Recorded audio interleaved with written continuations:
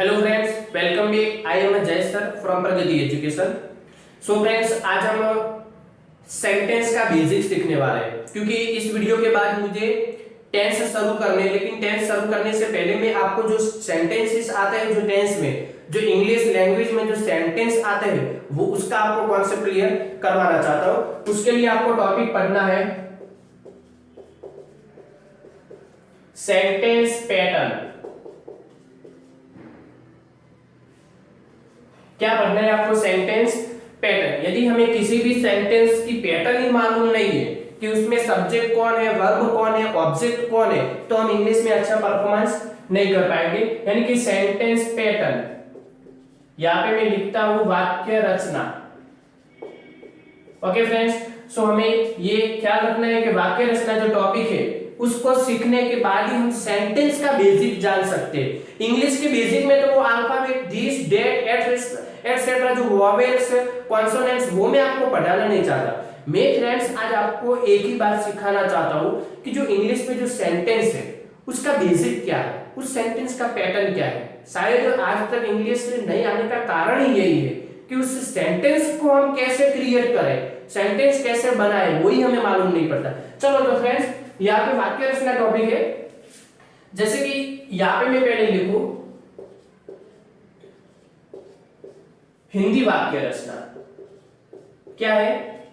हिंदी वाक्य रचना। So friends, हमें यहाँ पे याद रखना है कि हिंदी वाक्य रचना में क्या है, तो उसमें कर्ता पहले आएगा, बाद में कर्म, और उसके बाद आएगा क्रियापद। क्या आएगा उसके बाद? क्रियापद आएगा। सो फ्रेंड्स, कर्ता, कर्म और क्रियापद। उसके बाद में लिख रहा हूं हमें जो पढ़नी है इंग्लिश पैटर्न। इंग्लिश जो सेंटेंस पैटर्न है वो हमें पढ़नी है। तो इंग्लिश सेंटेंस पैटर्न में इसको क्या करेंगे हम? कर्ता आगे ही रहेगा, किसी भी सेंटेंस हिंदी हो या इंग्लिश हो, उसमें कर्ता आगे ही आएगा। तो कर्ता प्लस उसके बाद आएगा क्रियापद। क्या आएगा? क्रियापद, और उसके बाद हम लिखेंगे कर्म। ओके, तो जो इंग्लिश की जो सेंटेंस पैटर्न है, उसमें कर्ता, क्रियापद और कर्म रहेगा। और जो हिंदी वाक्य रचना है, क्योंकि हम हिंदी भी सेंटेंस बोलते हैं, क्योंकि ये जो पूरा वीडियो है, ये जो पूरी चैनल है, उसमें के आपको हिंदी के जरिए इंग्लिश सिखाया जाता है। तो फ्रेंड्स, हिंदी लैंग्वेज की जो पैटर्न है वो है कर्ता, कर्म और क्रियापद। जैसे कि यहाँ पे मैं एक सेंटेंस लिख रहा हूं, मैं क्रिकेट खेलता हूं। मैं क्रिकेट खेलता हूं। सो फ्रेंड्स, यहाँ अच्छे से ध्यान रखना, मैं क्रिकेट खेलता हूं। ओके, सो फ्रेंड्स, इसमें सब्जेक्ट कौन है, वर्ब कौन है, ऑब्जेक्ट कौन है, यानी कि कर्ता कौन है, क्रियापद कौन है और कर्म कौन है, वो हमको मालूम नहीं है। तो किसी भी सेंटेंस में यदि सब्जेक्ट, वर्ब और ऑब्जेक्ट आपको ढूंढने हैं, यानी कि कर्ता, कर्म और क्रियापद आपको ढूंढने हैं, तो आप देखो यहाँ पे मैं 3 रूल्स बता रहा हूं आपको। आप इस रूल्स को फॉलो करेंगे तो आपको अच्छा बेनिफिट होगा। चलो फ्रेंड्स, पहला जो रूल्स है कि यदि कौन के द्वारा प्रश्न पूछा जाए, प्रश्न पूछने से, कौन के द्वारा प्रश्न पूछने से कर्ता मिलेगा। क्या मिलेगा हमें? कर्ता मिलेगा। देखो फ्रेंड्स, पहला रूल हमारा क्या हुआ कि कौन के द्वारा प्रश्न पूछने से कर्ता मिलेगा। क्या मिलेगा? कर्ता। दूसरा जो है क्या के द्वारा, क्या के द्वारा प्रश्न पूछने से हमें कर्म मिलेगा। क्या मिलेगा? कर्म। ओके फ्रेंड्स, ये दूसरा रूल है हमारा कि क्या के द्वारा क्वेश्चन करने से हमें क्या मिलेगा? कर्म मिलेगा। तीसरा रूल यहां पे मैं आपको बता दूं, क्या कर रहे हैं, इनके जरिए क्वेश्चन करने से हमें क्या मिलेगा? क्रियापद मिलेगा। सो फ्रेंड्स, यहाँ पे आपको अच्छे से ख्याल रखना है कि क्या कर रहे हो, उनके द्वारा क्वेश्चन करने से हमें क्या मिलेगा?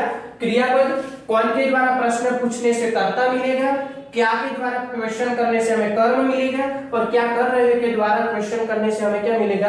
क्रियापद। यहाँ पे जो हिंदी सेंटेंस है, मैं क्रिकेट खेलता हूं, तो चलो हम इस रूल्स को यहाँ पे फॉलो करते हैं। मैं क्रिकेट खेलता हूं, हमें कर्ता ढूंढना है, तो किसके द्वारा क्वेश्चन करेंगे? यस, कौन के द्वारा। तो मैं क्रिकेट खेलता हूं, कौन क्रिकेट खेलता है? तो मैं खेलता हूं, यानी कि मैं यहाँ पे करता हुआ, क्या हुआ यहाँ पे? कर्ता। क्या के द्वारा क्वेश्चन करने से हमें क्या मिलेगा? कर्म। मैं क्रिकेट खेलता हूं, मैं क्या खेलता हूं? तो क्या खेलता हूं यानी कि क्रिकेट खेलता हूं, तो ये हमारा कर्म हुआ।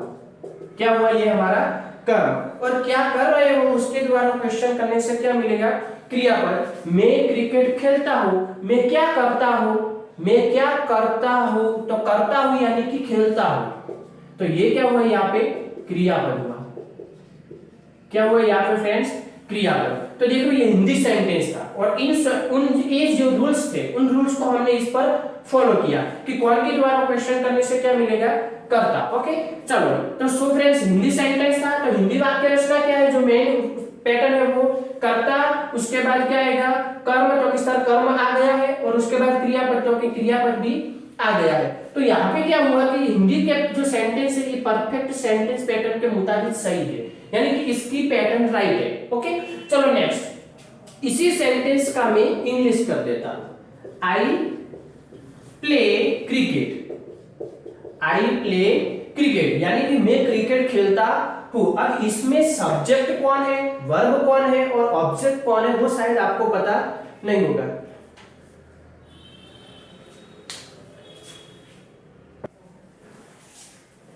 बस इसी रूल्स को फॉलो करो। आई प्ले क्रिकेट, तो ये जो रूल्स है इन रूल को फॉलो करो, और इसमें से भी आप सब्जेक्ट, वर्ब और ऑब्जेक्ट ढूंढ पाएंगे। चलो, आई प्ले क्रिकेट, मैं क्रिकेट खेलता हूं। तो कौन क्रिकेट खेलता है? मैं खेलता हूं, मैं यानी आई, तो यहाँ पे ये सब्जेक्ट हुआ।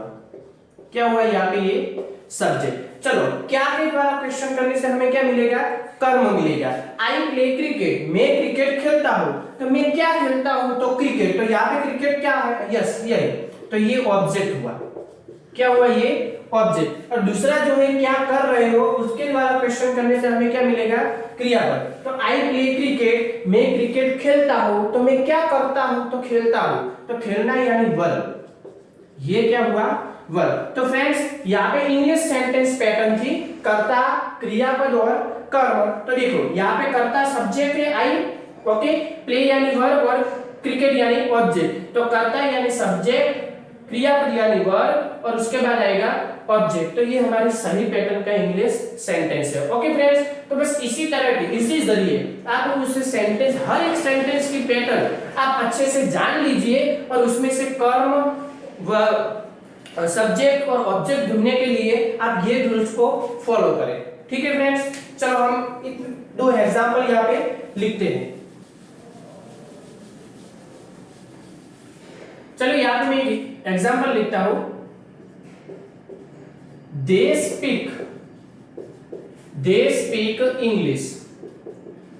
दे स्पीक इंग्लिश, वो अंग्रेजी बोलते हैं, वो अंग्रेजी बोलते हैं। तो इनमें से सब्जेक्ट कौन सा है? तो किस रूल्स को फॉलो करो। चलो, दे स्पीक इंग्लिश, वो अंग्रेजी बोलते हैं। कौन अंग्रेजी बोलता है? तो वो बोलता है, वो बोलता है यानी कि वो बोलते हैं यानी सब्जेक्ट। तो ये क्या हुआ? हमारा सेंटेंस का सब्जेक्ट हुआ। दे स्पीक इंग्लिश, वो अंग्रेजी बोलता है। वो क्या करता है? तो बोलता है। तो क्या करता है कि द्वारा क्वेश्चन करने से हमें वर्ब मिलेगा। तो ये क्या हुआ? वर्ब। और वो क्या बोलता है? तो इंग्लिश बोलता है। तो यहाँ पे ये क्या हुआ? ऑब्जेक्ट हुआ। क्या हुआ यहाँ पे? ये ऑब्जेक्ट। तो दे स्पीक इंग्लिश यानी कि सब्जेक्ट, ऑब्जेक्ट है, सब्जेक्ट वर्ब एंड ऑब्जेक्ट। चलो दूसरा हम सेंटेंस लिखते हैं। My father reads a newspaper. My father reads a newspaper, यानी कि मेरे पिताजी न्यूज़पेपर पढ़ते हैं। मेरे पिताजी न्यूज़पेपर पढ़ते हैं। तो कौन न्यूज़पेपर पढ़ता है? तो मेरे पिताजी। तो यहाँ पे जो है वो क्या हुआ? सब्जेक्ट हुआ। क्या हुआ? सब्जेक्ट। क्या पढ़ते हैं मेरे पिताजी? तो मेरे पिताजी एक न्यूज़पेपर पढ़ते हैं। तो यहाँ पे न्यूज़पेपर क्या हुआ? ऑब्जेक्ट हुआ। क्या हुआ? ऑब्जेक्ट। और उसके बाद जो थे कि मेरे पिताजी क्या करते हैं? तो पढ़ते हैं। तो पढ़ना यानी वर्ब। तो ये रीड, तो ये क्या हुआ? वर्ब हुआ। क्या हुआ? वर्ब। तो subject, verb and object. So friend, इस तरह से हम किसी भी पैटर्न में, किसी भी सेंटेंस में हम सब्जेक्ट, वर्ब और ऑब्जेक्ट अच्छे से समझ पाएंगे और यही सेंटेंस पैटर्न के जरिए हमें आगे और भी जो टेंसेस है उस टेंसेस में कौन कौन से चेंजेस होने वाले हैं वो मैं आपको बता दूंगा। सो फ्रेंड्स, इसके आप शॉर्ट स्क्रीनशॉट ले लीजिए। आगे मैं कुछ और भी रूल्स आपको बताना चाहता हूं। ठीक है, चलो नेक्स्ट।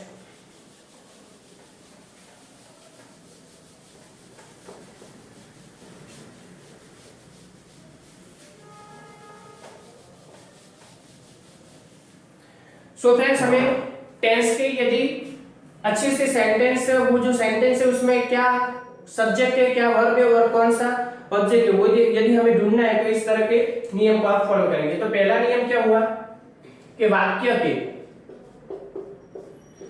3 भाग है। वाक्य के कितने भाग है?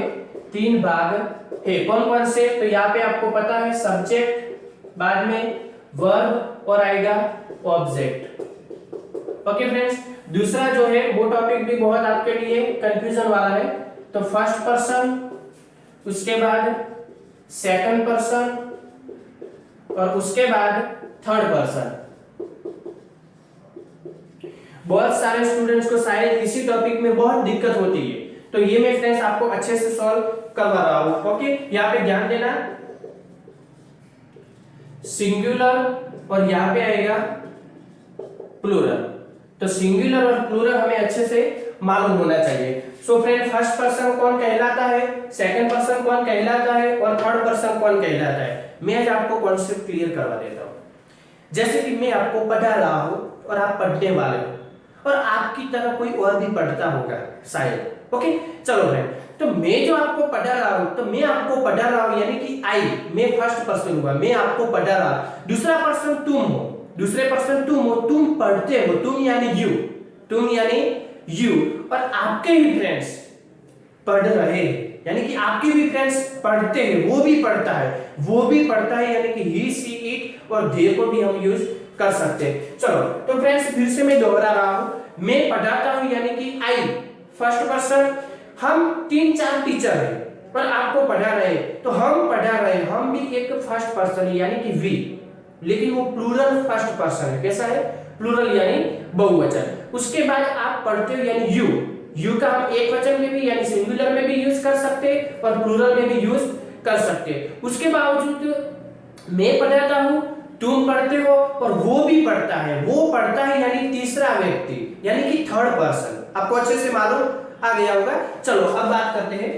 तो फर्स्ट पर्सन सिंगुलर में मैं पढ़ाता हूं यानी कि आई, हम 3-4 टीचर पढ़ा रहे हैं आपको, तो वी क्या होगा? वी। तो प्लूरल में फर्स्ट पर्सन कौन है? वी, और सिंगुलर में फर्स्ट पर्सन कौन है?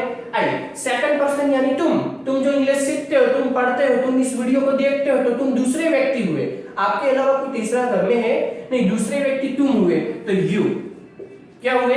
यू। लेकिन तुम और तुम्हारी सिस्टर या तो फिर तुम्हारा भाई जो पढ़ रहे हो, दोनों साथ में पढ़ रहे हो, तो आप दोनों हो यानी कि प्लूरल बहुवचन में भी प्लूरल जो सेकंड पर्सन है इसमें भी यू का यूज होगा। पर आपके ही तरह वो लोग इंग्लिश पढ़ते हैं, वो पढ़ते हैं यानी कि तीसरे व्यक्ति है, हमें दिखते नहीं लेकिन वो पढ़ते हैं, तो वो पढ़ते हैं यानी वो क्या हो गया?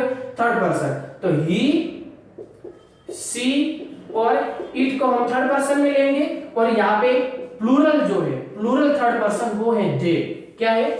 दे। तो फ्रेंड्स आज आपको कॉन्सेप्ट क्लियर हो रहा है कि मैं आपको पढ़ा रहा हूं, आप पढ़ रहे हो यानी कि तुम, ओके, और वो भी पढ़ रहे हैं यानी कि वे पढ़ रहे, वो पढ़ रहे हैं। ओके, तो फ्रेंड्स यहाँ पे 3-4 टीचर आपको यदि पढ़ा रहे हैं तो हम पढ़ाते हैं, हम 3-4 टीचर हैं और आपको पढ़ा रहे हैं तो हम पढ़ाते हैं। तो हम यानी एक फर्स्ट पर्सन हुआ और प्लूरल हुआ। ओके, यू यानी तुम लोग पढ़ते हो, 2-4 स्टूडेंट और पढ़ते हो, तो यहाँ पे यू प्लूरल के लिए होगा सेकंड पर्सन, और थर्ड पर्सन में दे यानी वो पढ़ते या तो फिर वे पढ़ते हैं, हम बोल सकते हैं। ओके फ्रेंड्स, तो हमें सेंटेंस में ये भी मालूम होना चाहिए कि फर्स्ट पर्सन कौन है, सेकंड पर्सन कौन है और थर्ड पर्सन कौन है। चलो नेक्स्ट।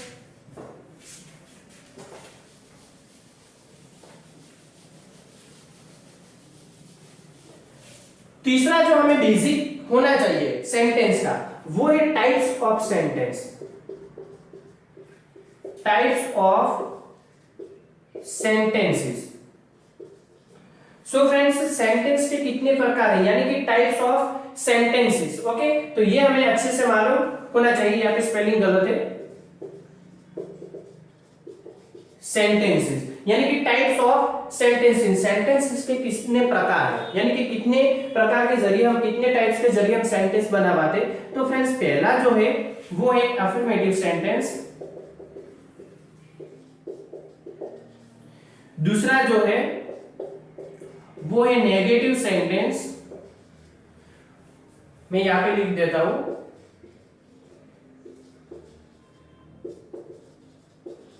और तीसरा जो है वो है interrogative sentence. Interrogative sentence, interrogative sentence में एक और भी है नेगेटिव इंटरोगेटिव।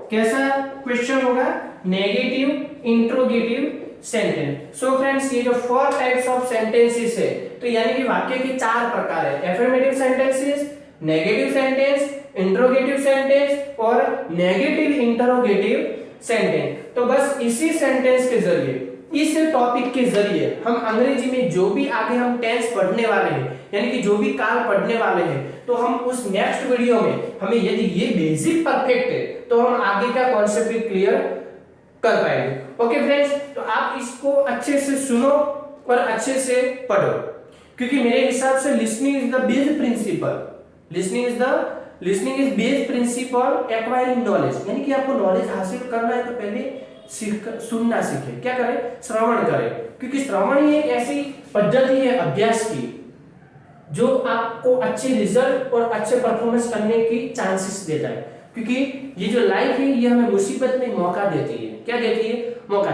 ऐसा मत समझो कि इंग्लिश बहुत भारे है, भारे नहीं है, इंग्लिश बहुत ही आपको अच्छे से आने वाली एक लैंग्वेज है।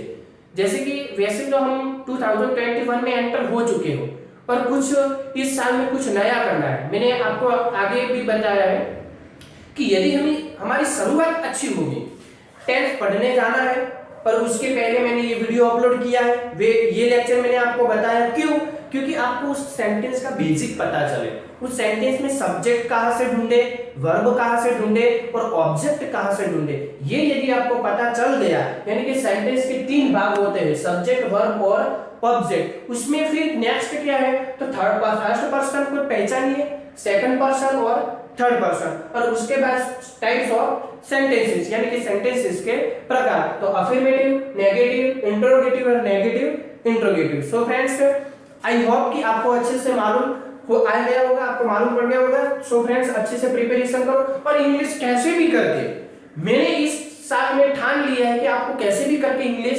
सिखानी है और इंग्लिश सीखते ही रहना है, क्योंकि इंग्लिश की मोर देन प्रैक्टिस की जरूरत है। क्या जरूरत है, मोर देन प्रैक्टिस। सुनो और बोलो, कोई इंग्लिश हार्ड लैंग्वेज नहीं है। सो फ्रेंड्स, इसको आप आज जो लेक्चर मैंने पढ़ाया है उसको ध्यान से और भी देख लेना, 2-3 बार रिवाइज कर देना, अपने नोटबुक में भी नोट्स कर लेना। Okay friends.